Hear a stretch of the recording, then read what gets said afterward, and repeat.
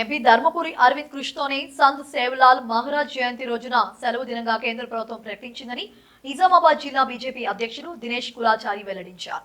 BJP జిల్లా కార్యాలయంలో ఏర్పాటు చేసిన మీడియా సమావేశంలో ఆయన మాట్లాడుతూ సంతే సేవాలాల్ మహారాజ్ చారిత్రక నేపథ్యం కోసం ఎంపీ అరవింద్ ఎంతో కృషి చేశారని తెలిపారు. మరోవైపు పల్లెకు పోదాం కార్యక్రమాన్ని విజయవంతం చేసేందుకు బీజేపీ శ్రేణులందరూ సిద్ధంగా ఉన్నారని ఆయన ప్రకటించారు.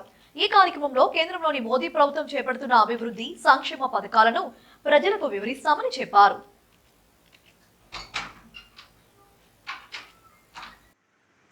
సేవలాల్ మహారాజ్ యొక్క జయంతిని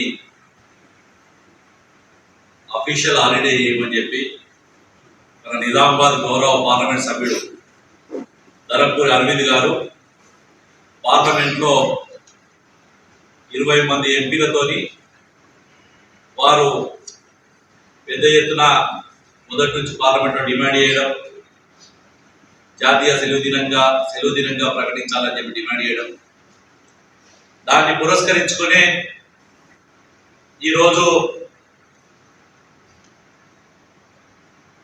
నేను సోషల్ మీడియాలో కానీ మిగతా దాంట్లో చూసడం జరిగింది. మంత్రి గారు సెలవు దినంగా ప్రకటిస్తున్నామని చెప్పి, అలాగే సేవలాల్ మహారాజ్ యొక్క విగ్రహాన్ని హైదరాబాద్లో వచ్చే సంవత్సరంగా కడతామని చెప్పి, ఈ రాష్ట్రంలో అందరికన్నా ముందు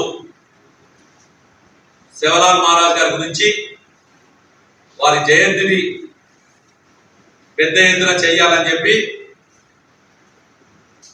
నిజామాబాద్ పార్లమెంట్ సభ్యుడు ధర్మపురి అరవింద్ గారి డిమాండ్ మేరకే ఈ యొక్క కార్యక్రమం తెలియజేసుకుంటూ ప్రకటించాం.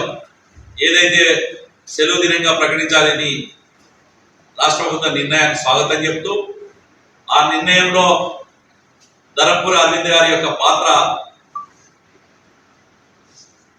20 మంది పార్లమెంట్ సభ్యుల సంతకాలు తీసుకొని Shiv Sena, independent, Bahujan Samaj party, BJP, అలాగే ఎస్పీ, సమాజ్వాదీ పార్టీ అందరి సభ్యుల యొక్క పార్లమెంట్లో పెద్ద ఎత్తున దాని మీద మూవ్మెంట్ చేయడం, దాని భాగంగానే ఈరోజు అది కార్యరూపత దాల్చిందని చెప్పి తెలియజేసుకుంటాం. దాంతోపాటు భారతీయ జనతా పార్టీ వచ్చే 60 రోజులకు ఒక కార్యాచరణ పెట్టుకొని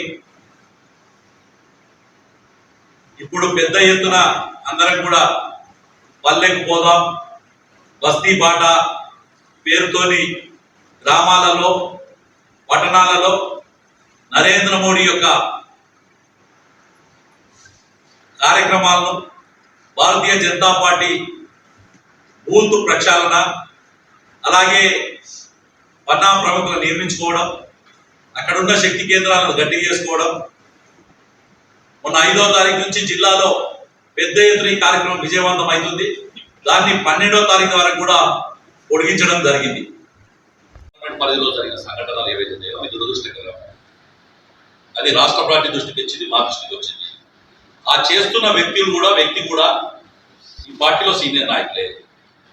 క్రమశిక్షణ తప్పద్దు అని చెప్పి హెచ్చరిస్తుంది. అది ఎన్నికల ప్రక్రియ అనేది రాష్ట్ర పార్టీకి సంబంధించిన రాష్ట్ర అధ్యక్షులు చూసే కార్యక్రమం. వారి తర్వాత జాతీయ జనరల్ సెక్రటరీ ఉన్నాడు, పార్లమెంట్ ఎన్నికల కమిటీ, నిర్వాహక కమిటీ ఉంది, వారు చూసుకునే అంశం. మా దృష్టికి ఇప్పటివరకు ఎవరు ఇవ్వలేదు. అప్లికేషన్ తీసుకోవాలని చెప్పి మాకు రాష్ట్ర పార్టీ చట్టాలు కూడా చెప్పారు.